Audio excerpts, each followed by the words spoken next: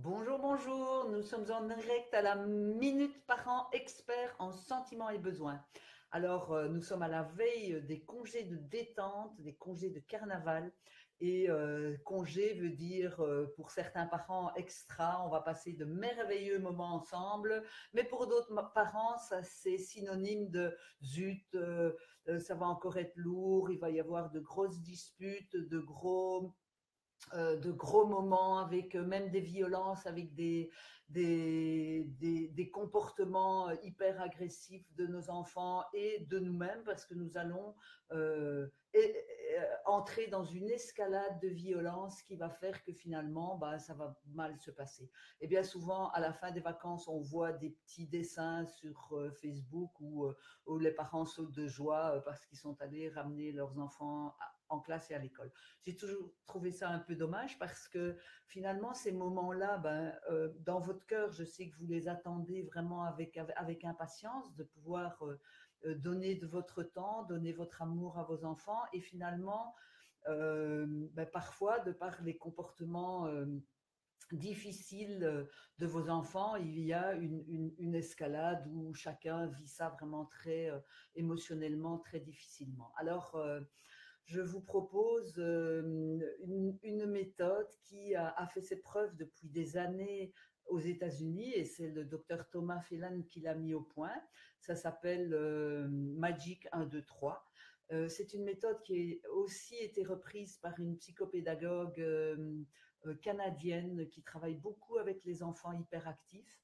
Et c'est une méthode qui fonctionne. Et c'est une méthode qui vous permet d'arrêter un comportement. Donc, cette méthode 1, 2, 3 ne va pas, n'est pas utilisée ni utilisable en tous les cas pour que votre enfant fasse quelque chose que vous désiriez, comme par exemple faire ses devoirs ou ranger sa chambre, mais c'est une méthode qui est là pour vous aider à ce que votre enfant et aider votre enfant à ce qu'il arrête un comportement. Donc, c'est bien clair, c'est une différence. Alors, voici trois bonnes raisons d'utiliser cette méthode.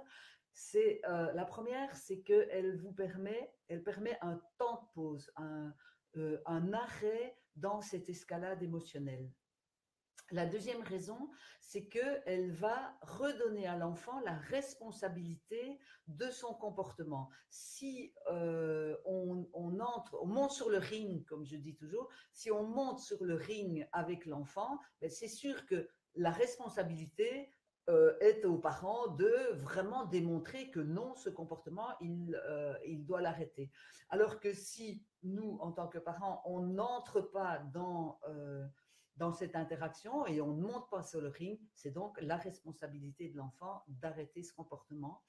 Et troisième bonne raison, ça permet à l'adulte de voir les choses de beaucoup plus loin et lui, l'adulte, de ne pas se mettre dans cette charge émotionnelle euh, néfaste finalement. Alors, la méthode 1, 2, 3, vous la trouvez partout sur Internet, souvent en anglais, sans doute en français également. Mais en bref, c'est d'abord, dans un premier temps, vous prévenez l'enfant que vous allez utiliser une nouvelle approche éducative qui va permettre à tous les deux, à tous les deux, donc les deux protagonistes, de mieux vivre ensemble. Alors, par exemple, ça peut être, bah, tiens, euh, voilà, nous sommes tes parents, nous avons la responsabilité de t'élever dans un environnement voilà, agréable. Et, mais nous n'avons pas toute la responsabilité. Tu as ta part de responsabilité aussi. Et quand tu te comporteras mal, nous, on va te proposer cette approche qui va se dérouler en trois temps. Le premier temps, on te dira, ça c'est le 1. Tu auras l'occasion d'arrêter ton comportement. Si après quelques minutes tu ne l'arrêtes pas, on te dira, ça c'est le 2. Alors je me tais parce que entre ça c'est le 1, ça c'est le 2, et ça c'est le 3. Maintenant tu prends un temps d'arrêt et tu vas réfléchir dans ta chambre ou dans la pièce là-bas, ou vous, adultes, si l'enfant ne va pas dans la chambre, vous prenez ce temps d'arrêt là pour vous. Mais entre le 1, le 2 et le 3, il n'y a pas de, il n'y a pas d'explication, il n'y a pas d'argumentaire, il n'y a rien. Vous voyez? Donc, l'enfant, prenons un exemple. L'enfant veut manger un biscuit avant le repas. Donc, est-ce que je peux avoir un biscuit, maman? Non, ma chérie,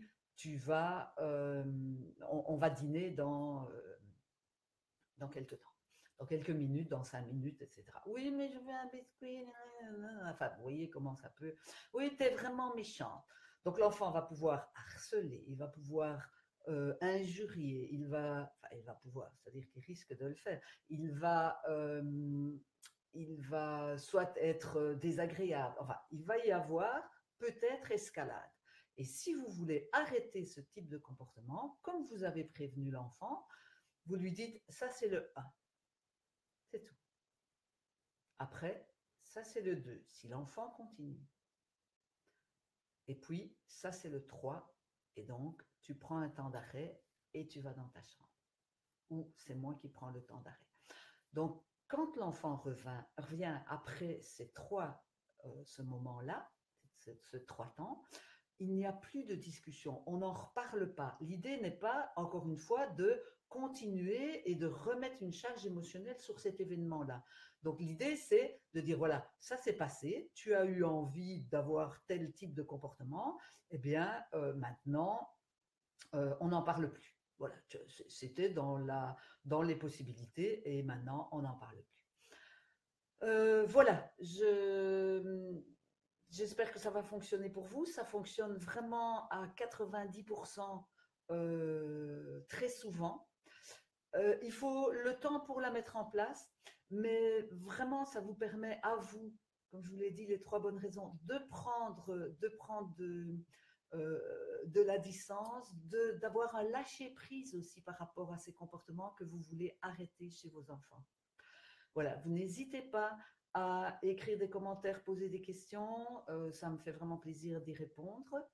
Et je voulais aussi vous dire qu'apparemment, Facebook a changé tous ses paramètres.